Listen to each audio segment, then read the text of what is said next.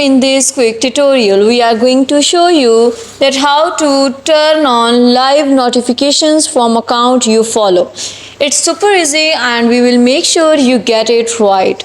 Just make sure you are logged in and using the latest version.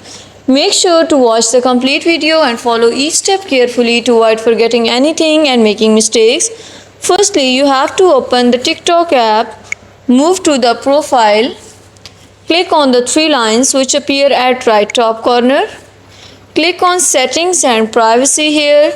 Now you have to move to the notifications here. In this way you have to move below and you can see here live notifications settings. In this way you can see get live notifications from account you follow. When you turn it on, then you will get live notification if someone of your follower is on TikTok and he is using TikTok or he is live on TikTok, then you will get notification of that person. Thank you so much.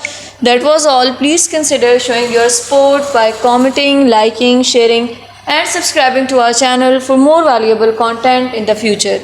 Your engagement is highly appreciated. I wish you very good luck. Thanks.